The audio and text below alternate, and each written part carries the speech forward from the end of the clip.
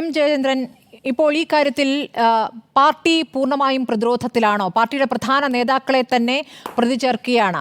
ഇപ്പോൾ AC മൊയ്തീനെ arrest ചെയ്യുന്നതിലേക്ക് അടക്കമുള്ള നടപടിയിലേക്ക് കടക്കുമെന്നുള്ള വിവരങ്ങളൊക്കെ ED-യിൽ നിന്ന് പുറത്തേക്ക് വരുന്നു. നമുക്ക് വിശ്വസിക്കാമോ എന്നറിയില്ല. ED-യുടേത് ചില സൂചനകളൊക്കെ നേരത്തെ തരും, ചില കാര്യങ്ങൾ നടപ്പാകാറില്ല.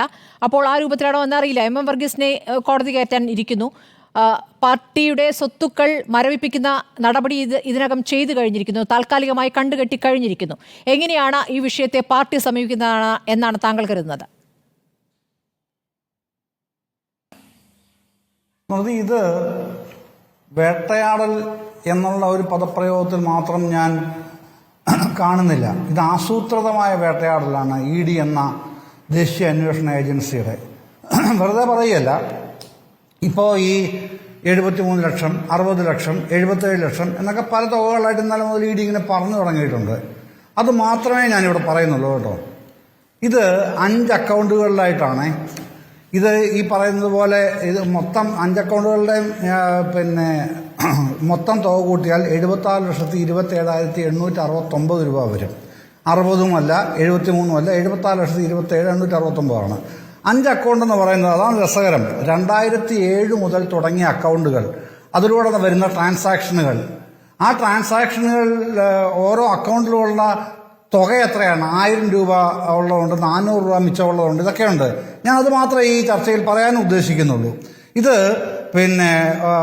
CPIM പുറത്തശ്ശേരി ബ്രാഞ്ചിന്റെ ബിൽഡിംഗ് ഫണ്ട് 16,1240 രൂപയാണ് 19/12/2017 തുടങ്ങിയ അക്കൗണ്ടിൽ ഉണ്ടായിരുന്നത്. അത് ചെലവഴിച്ച് ഇപ്പം മിച്ചം കിടക്കുന്ന 1240 രൂപ മാത്രമാണ്. അത് കഴിഞ്ഞ് പിന്നെ കോൺഫറൻസ് സുവനീർ കമ്മിറ്റിയുടെ 87,474 രൂപ പിരിച്ചെടുത്തു. അത് 15/10/2007 ഈ അക്കൗണ്ട് തുടങ്ങുന്നതെന്ന് ഓർക്കണം. ആ അക്കൗണ്ട് ക്ലോസ് ചെയ്തത് 22/2/2008 പൂർണ്ണമായിട്ടും ഒന്നും മിച്ചമില്ല. അത് കഴിഞ്ഞ് അടുത്ത അക്കൗണ്ട് വരുന്നത് CPIM പുറത്തശ്ശേരി ബ്രാഞ്ച് കമ്മിറ്റിയുടെയാണ്. പുറത്താട് ബ്രാഞ്ച് കമ്മിറ്റി, പുറത്തശ്ശേരിയല്ല, സോറി, CPIM പുറത്താട് ബ്രാഞ്ച് കമ്മിറ്റിയുടെ. അത് 2012 ഡിസംബർ 26 തുടങ്ങുന്ന അക്കൗണ്ടിൽ 4,018 രൂപ കിട്ടുന്നു. ബാക്കി ഇപ്പോൾ ഉള്ളത് 118 രൂപ. അടുത്തത് കുറച്ചുകൂടെ വലിയ അക്കൗണ്ടാണ്.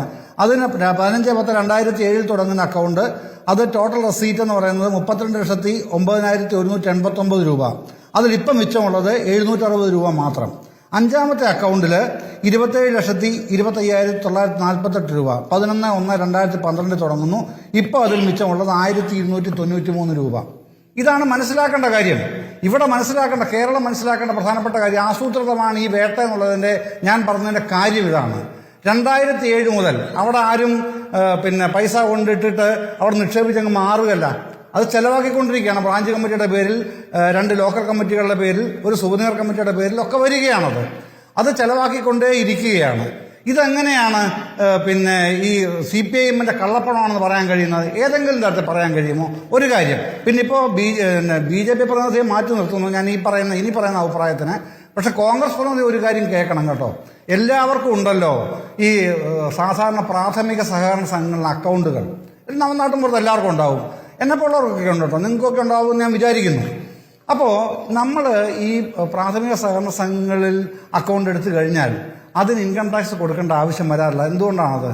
അത് KYC ആയിട്ട് ലിങ്ക്ഡ് അല്ല. അങ്ങനെയാണ് കേരളത്തിലെ മുഴുവൻ സഹകരണ സംഘങ്ങളിലും ഉള്ളത്. അത് 36% സഹകരണ സംഘങ്ങൾ UDFന്റെയും 50%-ലേറെ ഇത് LDFന്റെയും ബാക്കി 10% താഴെ BJPയുടെയുമാണ്. പക്ഷെ കോൺഗ്രസിന് ഇത് ബാധകമാണ് നാളെ ഓർക്കണം. ഒരു അന്വേഷണ ഏജൻസി ഇങ്ങനെ തോന്നിവാസം വർത്തമാനം പറഞ്ഞ് നടക്കുമ്പോൾ എല്ലാ സഹകരണ ബാങ്കുകളും തട്ടിപ്പാണ് എന്ന രൂപത്തിലുള്ള ചർച്ചയിലേക്ക് പോകേണ്ടതില്ല. പല ബാങ്കുകളിലും തട്ടിപ്പ് നടന്നിട്ടുണ്ട് എന്നുള്ള ഒരു കാര്യം യാഥാർത്ഥ്യവുമാണ്. പക്ഷേ ഇവിടുത്തെ കണക്കുകൾ വലുതാണ് എന്നുള്ളതാണ്. വായ്പാ പരിധിയൊന്നും നോക്കാതെ ഒരാൾക്ക് തന്നെ കൂടുതൽ വായ്പകൾ നൽകിയിട്ടുണ്ട്. ഒരു മിനിറ്റ്, ഒരേ വസ്തു ഈടുവെച്ച് കൂടുതൽ വായ്പകൾ നൽകിയിട്ടുണ്ട്. വ്യാജ മെമ്പർഷിപ്പ് ഉണ്ടാക്കി നിരവധി കാര്യങ്ങൾ ബാങ്കിൽ നടന്നു. ബാങ്കിന്റെ ഭരണസമിതി CPM നിയന്ത്രണത്തിലായിരുന്നു. ഇതൊക്കെ നടക്കുന്നത് 2010-11 മുതൽ 10 വർഷമാണ് ഇത്തരം തട്ടിപ്പുകൾ നടന്നത്. ചെറിയ കാലമല്ല. ബാങ്കിന്റെ സെക്രട്ടറി ചുമതല വഹിച്ച ആളാണ് പോലീസിൽ പരാതി നൽകിയിരുന്നത്. അതിന്റെ അടിസ്ഥാനത്തിൽ അന്വേഷണം നടന്നിട്ടുണ്ട്. ഒരു വായ്പയും എടുക്കാത്തവർക്കും നോട്ടീസ് ലഭിക്കുന്ന കാര്യമുണ്ടായിട്ടുണ്ട്. ഒരു കർഷകൻ ആത്മഹത്യ ചെയ്തു, ഒരു വയോധിക ചികിത്സ കിട്ടാതെ മരിച്ചു. ഇതൊക്കെ നമ്മുടെ മുന്നിലുണ്ടായ യാഥാർത്ഥ്യമല്ലേ? അപ്പോൾ ഈ വേട്ട എന്ന വാക്കിൽ പൂർണ്ണമായും അത് ഒതുക്കാൻ പറ്റുമോ? ഒരു കാര്യം നടന്നിട്ടുണ്ട് എന്നുള്ള യാഥാർത്ഥ്യം അവിടെ നിൽക്കുകയാണ്. അല്ല, അതുകൊണ്ട് ഞാൻ പറഞ്ഞ വേട്ടയല്ല, ആസൂത്രിതമായ വേട്ടയാണെന്ന് തന്നെ ഞാൻ പറയുന്നത്. ആസൂത്രിതം തന്നെയാണ്, വെൽ പ്ലാൻഡ് ആണ്. അതുകൊണ്ടാണ് ഞാൻ പറയുന്നത്. ഇപ്പൊ ഈ താങ്കൾ പറഞ്ഞില്ലേ, ഇപ്പോൾ ഈ കിട്ടാനുള്ള പൈസ എന്ന് പറഞ്ഞാൽ എവിടെ നിന്നാണത്? 51 പേർ ഡിഫാൾട്ടേഴ്സ് ഈ പറഞ്ഞ കഠിനമായ തട്ടിപ്പ് നടത്തിയിട്ടുണ്ട്. ഇത് കണ്ടെത്തിയതാണ് നേരത്തെ. ഇത് തന്നെയാണ് ക്രൈംബ്രാഞ്ച് പറഞ്ഞുകൊണ്ടിരിക്കുന്നത്. അവർ ഹൈക്കോടതി കൊടുത്തിട്ടുള്ള കേസ് അടുത്ത ആഴ്ച ഹൈക്കോടതി വിധിക്ക് വരികയാണ്. സ്മൃതി, ഇതാണ് ഈ വെപ്രാളത്തിന്റെ കാരണം. അത് മനസ്സിലായിട്ടില്ലേ? അതാണ് കാരണമെന്നേ. അവര് ഈ 162 ഫയലുകൾ പിടിച്ചുകൊണ്ട് പോയി. ഇത് കാരണം അവർക്ക് എഫ്ഐആർ ഇടാൻ പോലും കഴിയുന്നില്ല. ക്രൈംബ്രാഞ്ചിന് തരണം എന്ന് പറഞ്ഞ് ഹൈക്കോടതിയെ മാർച്ചിൽ സമീപിച്ചു. വാദങ്ങൾ നടന്നു. വിധി വരാൻ പോവാൻ അടുത്ത ആഴ്ച. അതാണ് ഈ വെപ്രാളം. ഇടിക്ക് ഉടനെ നാറ്റിച്ചേക്കാം എന്നുള്ളതാണ് തീരുമാനം. അതുകൊണ്ട് വല്ല പ്രയോജനമുണ്ടോ? ഒരു പ്രയോജനമില്ലാത്ത കളിയാണ് ഇടി ഇപ്പോൾ കളിക്കുന്നത്. ഒരു കോടതിയിലും നിൽക്കില്ല ഇവരുടെ പണി. കുറ്റക്കാരെ ശിക്ഷിക്കുക തന്നെ വേണം. കരുവന്നൂരിൽ എല്ലാം ക്ലിയറായിട്ട് പോയിട്ടില്ല. ഞാൻ സ്മൃതി പറഞ്ഞതിനോട് പൂർണ്ണമായി യോജിക്കുന്ന ആളാണ്. അത് ശിക്ഷിക്കുക തന്നെ വേണം, അന്വേഷണം നടത്തി. പക്ഷെ അതിന്റെ പുറകിൽ നടക്കുന്ന അഭ്യാസങ്ങൾ, സഹകരണ മേഖല ആകെ നാറ്റിക്കാനുള്ള അഭ്യാസങ്ങൾ എല്ലായിടത്തേക്കും പരാതി പുറകെ ഒന്നായി നൽകിയത്. അപ്പോൾ